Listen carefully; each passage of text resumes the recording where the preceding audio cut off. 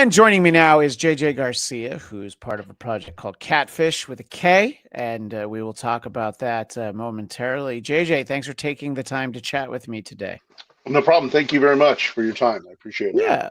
Well, whenever I want to talk to anybody who's a musician, I always like to sort of start at the beginning and find out some of your earliest influences that maybe even as a kid you didn't realize were influences, like what kind of music you usually heard around the house, some of your early music related memories. Well, it's kind of come full circle. I think because my sisters and my mother worked at a truck stop restaurant for years when I was growing up, and ton of country music. I was totally introduced to different stuff. Before I started becoming like a huge Kiss fan and Van Halen and AC/DC and Zeppelin and all that stuff. So I would hear all that stuff, and back in the day when they had a jukebox, it wasn't digital. You were the records. My sisters would get the records from the jukebox guy and they would give them to me. And so I got to hear a lot of cool stuff with 45s and all that. So that was always cool. And then later in life, becoming a drummer, I was influenced. One of my biggest influences, Cozy Powell, who played with MSG and, Glenn Hughes and you name it. And then, of course, John Bonham and Zeppelin and Alex Van Halen, all that stuff. So Peter Criss being, big influence. So it was, in those times, like late 70s, early 80s, I got into them. And then, then I moved out to California after that, playing in bands and stuff. So I moved out to California in 1987. Okay, yeah. So sort of it seems like the what passed through the truck stop might have a lot to do with it. Where was this truck stop located? I think It was, that. uh, it was, it was near, I grew up in an area called Chesterton, Indiana. And the truck stop was Burns Harbor Plaza in Burns Harbor, Indiana. So my mom was a cook there for a number of years until she retired and then, of course, passed. Yeah, obviously a lot of things come, a lot of people from all over coming by a truck stop, not even necessarily trucks. And, I do remember picking up a great cassette or two at a truck stop in my Oh, day. yeah. I have the firm recollection of the first time I ever saw Kiss's Rock and Roll Over. This would have been in like the late 80s that I finally came across it. And Right. I always use that as the example of, in those days when you're finding out about a band you really like, you go back and you go through their catalog. Well, I was looking at it from the point of view of the 80s. So I didn't realize that bands like Kiss and Aerosmith sometimes put out two albums in a year. Oh, yeah. So I thought I had Kiss's album from 1976, which is Destroyer, not knowing that there was also Rock and Roll Over. So it's like finding this, like, look at this cool cover. And of course, it's a cassette. So it's like the artwork is like the size of a postage stamp practically. Right, right. And finally, getting to see it, it was just like it turned into the most amazing car ride, here. I think it starts with I Want You. And you're like, you're kidding me, right? So I'm sort of wondering, what made me think of that is you're talking about, getting to hear some of the great country music that you could have been around at the time.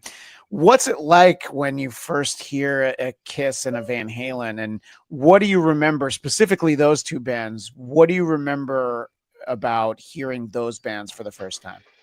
Well, my older brothers introduced me to a lot of that stuff.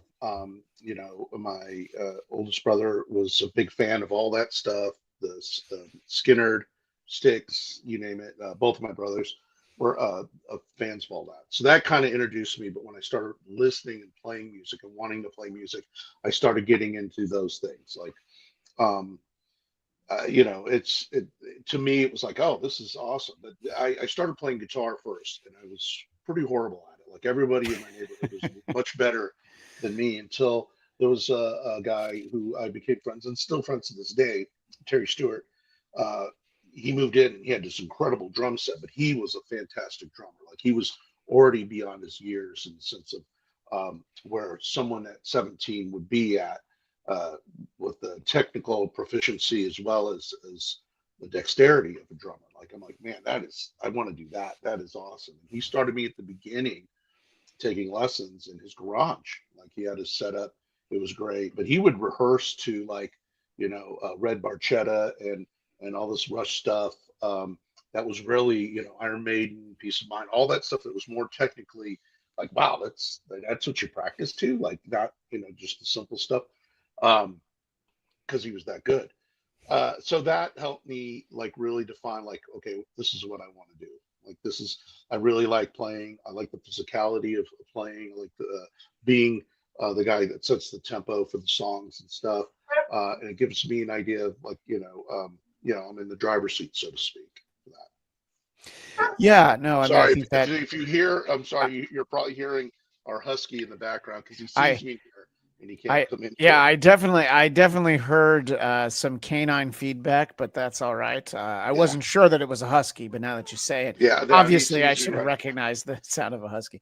Well, Yeah. it's interesting because sort of what you're talking about, you'll talk to a lot of musicians, and regardless of the style that they go on to play, you'll talk to really heavy guitarists and they're like, oh yeah, well, I started out admiring Ace Frehley. A lot of drummers, Peter Criss, it's the same thing. Yeah. And obviously what they do isn't necessarily that style, but I feel like bands like Kiss, and then especially for guitar, just Eddie Van Halen just sort of you know basically redefined the instrument from a playing standpoint. Right. I was never good at any of that. I just enjoyed listening to it and seeing what other people did. But and older siblings is kind of the common thread in terms of a lot of music. Like I was saying that I discovered Kiss in the 80s. My brother had the LPs for Lick It Up and Animalize, and Animalize has a song on. It's not a great song, but it's called Burn Bitch Burn. But there was the Oh word gosh, bitch. yeah, There's a bird yeah, bitch in the song. I don't know, it's yeah. like 8. And I'm like, what? How does this happen? Right, Then I got into his Wasp album, and then that was a totally different set of circumstances. right. But there's some other language in there. But he liked my brother had Metallica Master of Puppets, and I was like, I love my brother, and I want to be like him, but that's too much. That scared me, Oh So wow. sometimes you have to ease into some of this stuff, and so you moved to California, and you've obviously been here for a while. And, I think anytime when, like I moved to the LA area a little bit more than 20 years ago. And Okay. I think that you'll notice some differences. Like living in Southern California, you just never were prepared for how much Red Hot Chili Peppers you might hear. Oh And gosh, yeah. growing up in New York State, you almost never hear Billy Joel out here, so it's like you got to kind of Oh figure wow. it out. Okay. Yeah. So were there any things that you were like, well, everybody knows about this band that I never heard of, but at the same time, they don't know anything about something that you already loved? Like you mean different? Yeah, just regionally, just like oh, everybody in California loves this band, but I didn't know who they were until I came here. Well, yeah. I mean, like, Well, put it this way: in Chicago area, one of my favorite bands was more of a pop rock band called Off Broadway. I remember Okay. hearing them on the school bus going to school. Like, they had a couple hits, but you wouldn't really hear about them outside of that. There was a band called Holland that was signed to Atlantic.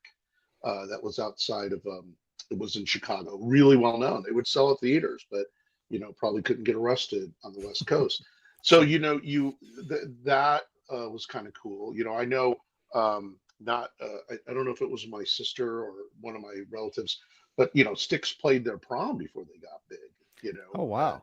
That's how they were introduced. It's kind of funny how there was some bands that were like hidden gems and stuff like that. And then moving out to California, knowing of some bands, but also seeing bands before they got popular. I came out at the time when like Warrant and Guns N' Roses and all those just started to happen. I mean, seeing Guns N' Roses already was out, but like seeing some of those other bands start to happen around that time was pretty interesting, and seeing some of them had some longevity, and other ones put out a couple records and whatnot and did their thing and built whatever career they can build out of that.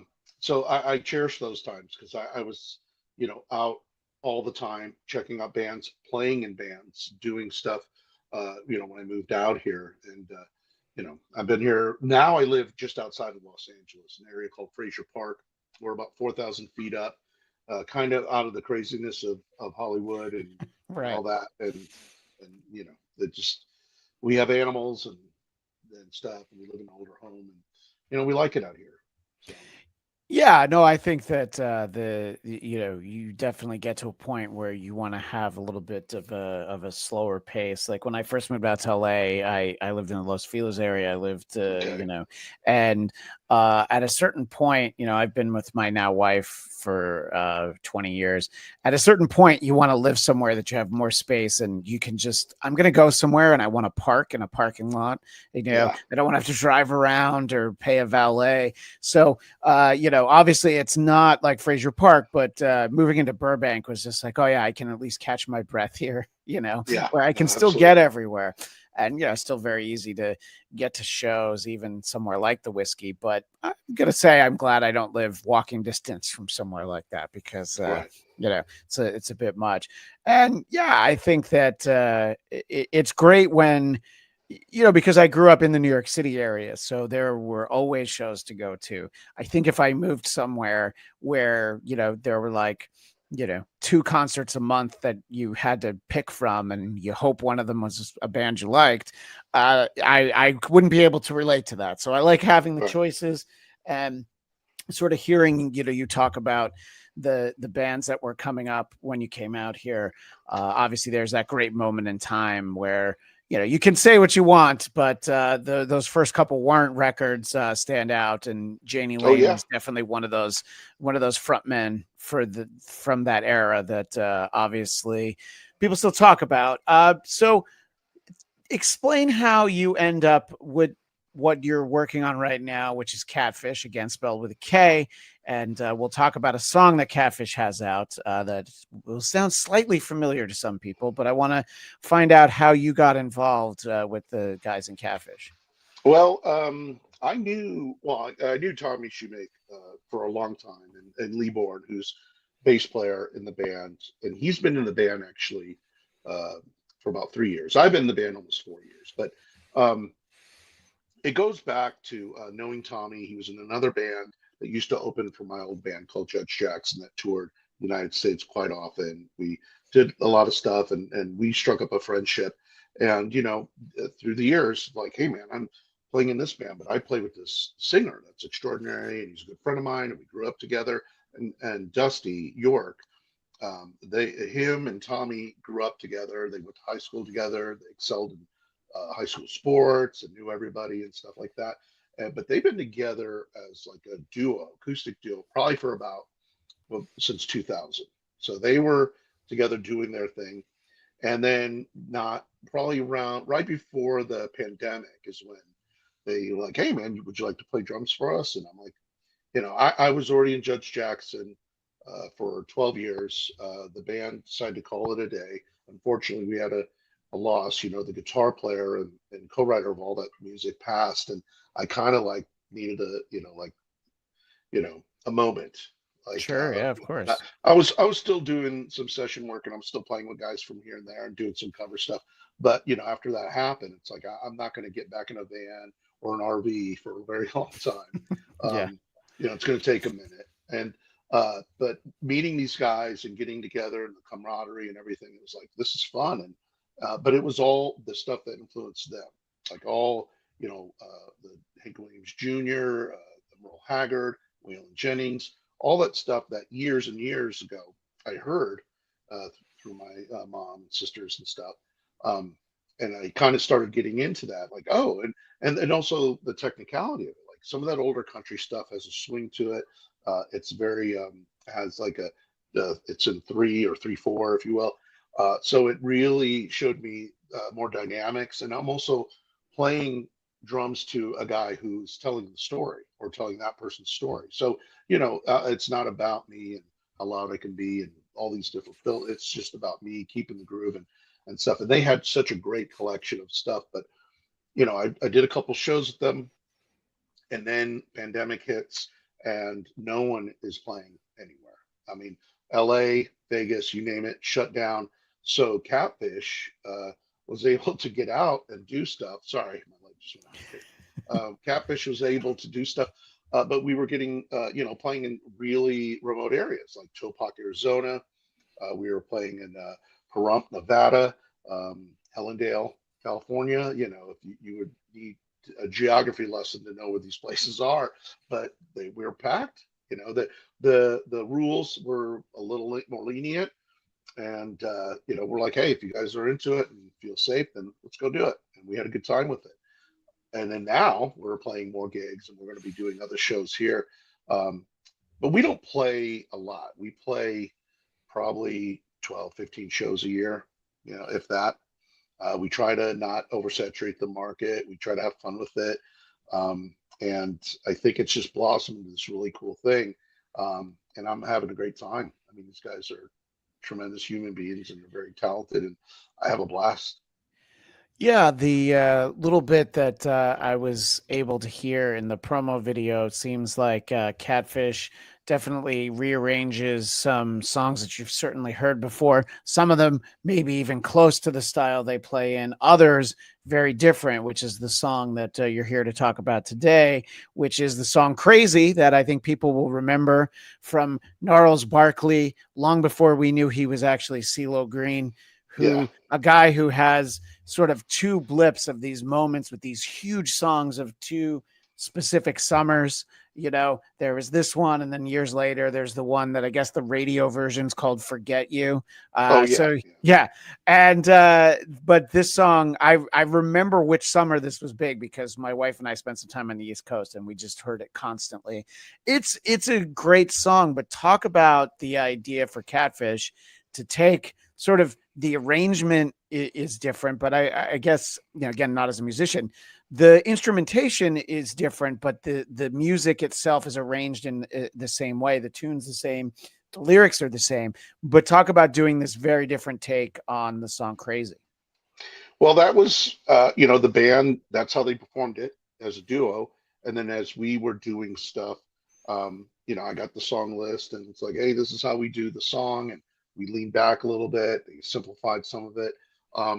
And really, that's pretty much about it. It wasn't not like, hey, we need to really change this up. It's just like Dusty took it, him and Tommy embraced it, and like, this is how it comes out when we play it. So me playing drums to their idea of it was just pretty simple. But once we recorded it, we decided to release it, but it needed a little help. Like, we did a good job of it. That's what you're hearing is us. Well, we first did a couple takes of it, and that was it. But a good friend of ours, Stevie D, is well known for being guitar player and songwriter in Buck Cherry. He was able to take that song and he plays on it. He helped us co-produce it. He plays Hammond B3 on it. He plays the acoustic leads on it, the acoustic rhythm. He also plays on there, and took it to another level.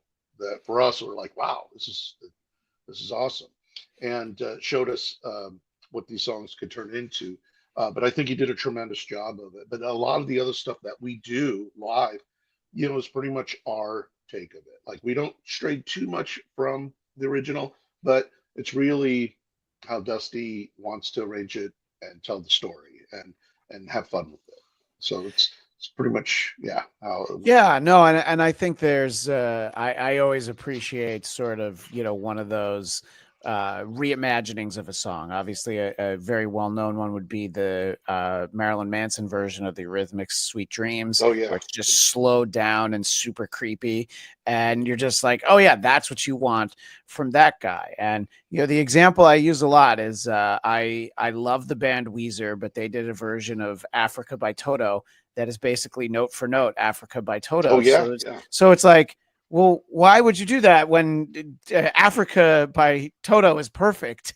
Right. Like put your spin on it. So I do always like, when you get to hear things like that, I don't think most people hearing this song would have thought, I know how to tell this story in a completely different way. So I always like those sort of unique takes on things. You know what I mean? And it's very cool. So how does the song, you mentioned Stevie from Buck Cherry, how does that happen? How does Stevie get involved?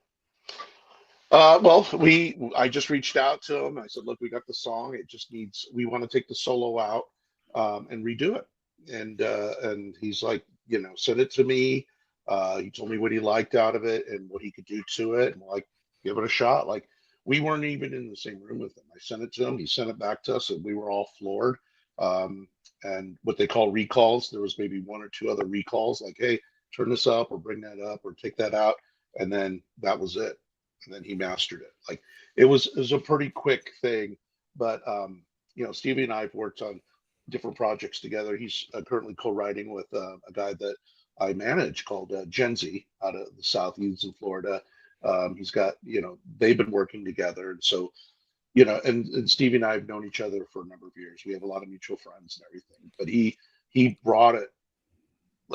We were all like pretty blown away. Like, wow, this is great. So we were really excited. So But is Crazy just out as a single? Are there plans for other singles? Is there an album in the works? What is sort of the next step for well, Catfish? there's plans for an EP. The thing about Catfish is that we all live far apart. Like, Uh, uh, you know, uh, Dusty's in Arizona. Tommy and Lee are near the Barstow Victorville area. I'm in Fraser Park outside of LA, of course. So when we get together, once in a while we'll get together for rehearsal. Literally, like once a year, we'll sit, we'll talk, and we'll drink beer and play music.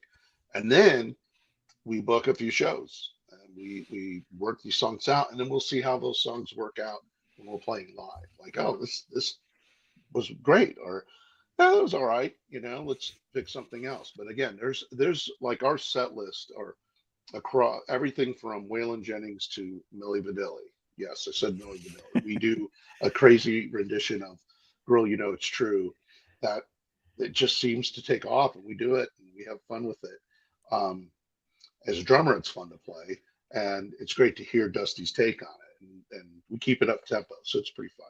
Yeah, I would imagine there being some fun drum stuff in there. And look, I Yeah, mean, the issue with Milli Vanilli was the two guys in the videos didn't do the song. Again, it's a very specific style of music from that era, but the right. music itself wasn't bad. It was just Yeah, pretending that these guys did it. I mean, those songs were huge. I was a very avid listener of top 40 music when those were out. And right. I didn't even particularly like the songs, maybe because I heard them so much, but you do realize like it's an incredibly well written, well produced song.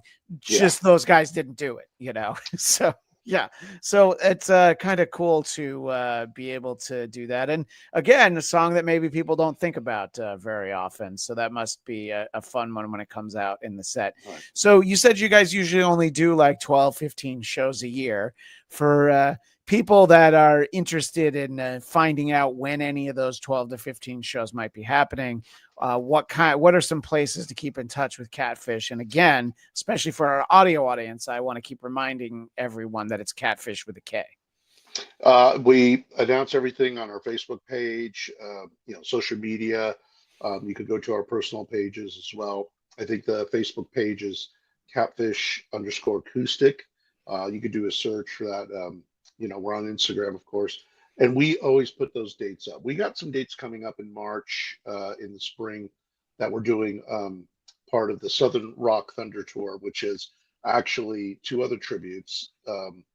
Beer Drinkers and Hellraisers, which is the ultimate ZZ Top tribute that's been around for years, and another band called Skinner Rising, which is a Leonard Skinner tribute. And then, of course, we'll be opening a lot of those shows. So we already got some stuff, March 8th at the Ramona, in Ramona, California, Ramona Main Stage. We have Havasu Landing in Havasu Lake, California, which is directly across from Lake Havasu, Arizona.